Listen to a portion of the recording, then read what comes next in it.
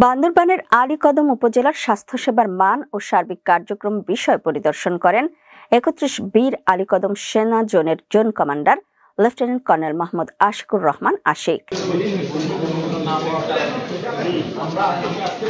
২৬ November সকালে তিনি উপজেলা স্বাস্থ্য কমপ্লেক্সে উপস্থিত হয়ে বিভিন্ন ইউনিটের কার্যক্রম সরজমিনে ঘুরে দেখেন। হাসপাতালে ভর্তি রোগীদের সাথে বিভিন্ন বিষয়ে খোঁজ খবর নেন।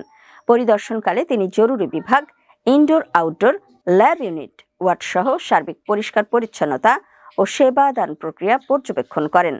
এ সময় রোগীদের খোঁজ খবর নেন এবং তাদের চিকিৎসা গ্রহণের অভিজ্ঞতা জানতে চান। চিকিৎসক ও স্বাস্থ্যকর্মীদের সঙ্গেও মত বিনিময় করে স্বাস্থ্যসেবার মান উন্নয়নে প্রয়োজনীয় নির্দেশনা দেন। এ সময় উপস্থিত ছিলেন উপজেলা নির্বাহী অফিসার মোহাম্মদ মঞ্জুর আলম, আলীকদম থানার অফিসার ইনচার্জ মির্জা জহির উদ্দিন, আলীকদম উপজেলা স্বাস্থ্য কমপ্লেক্স কর্মকর্তা ডাক্তার মোহাম্মদ হানিফ, জোন